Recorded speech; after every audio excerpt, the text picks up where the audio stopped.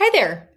As a home buyer, you may be thinking about ways to cut costs, get a deal, get a discount, whatever you can to try to save money on buying a home.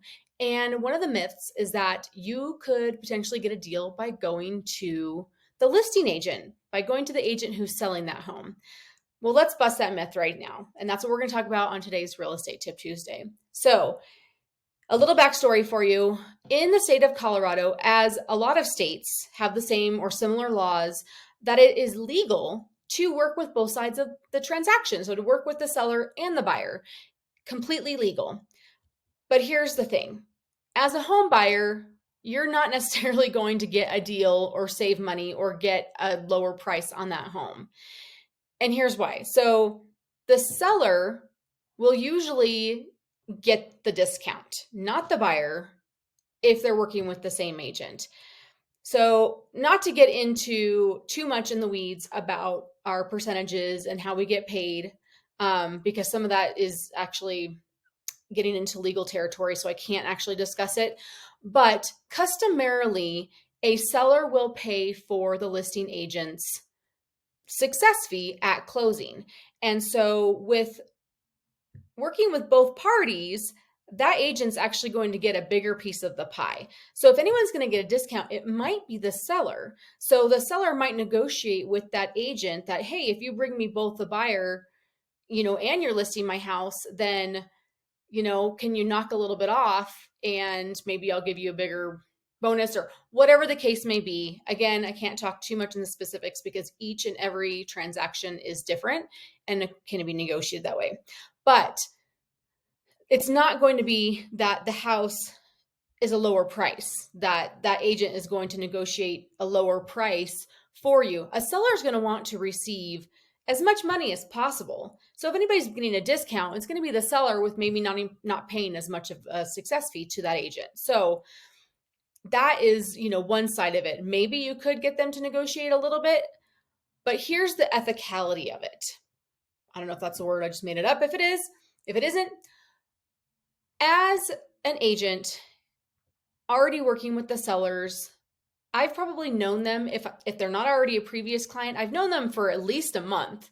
Um, I've been, advising them on how to get their house ready to make the most amount out of it. I've been advising them on where they should list their home. I've probably heard all the different stories about their lives, what their motivations are, why they're moving, why they are selling, why they want the amount they're asking for. And now, if I work with both parties, I'm supposed to just take a neutral place with that. So I have a little bit of a hard time with that. Not knocking agents that do. Some agents can actually turn that off, have no problem. But in Colorado, if I'm not working with you directly as a buyer's agent or working with the seller directly as a seller's agent, then I'm supposed to be a transaction broker, which means I'm not supposed to negotiate on your behalf. I'm not supposed to give you advice. I'm not supposed to have really like your best interest in mind.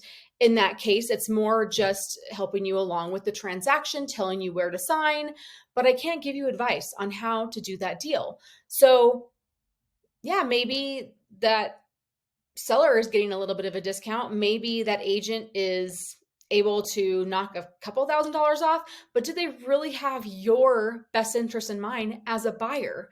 I just don't know how people can turn that off. I can't do it. It is legal and you will hear of it. There are some people who only work as a transaction broker, whether they're working with both sides or just one. I work with my clients, and you'll know this if you've already worked with me or if you've already had a consultation. I only work as an agent because it's hard for me to try to turn off that negotiation tool or that advice tool. So that's a little bit of the background as to why you probably don't want to work with the agent, the listing agent, directly involved with the sale of that home. There are circumstances where that might be different, where maybe if it's a for sale by owner, or maybe if both parties are super savvy and don't need a lot of advice, that would be a circumstance that's different. But if you have any questions about this, or you're wondering why I don't work that way, let me know. I'd love to have a more in-depth conversation about it. But I hope this was helpful.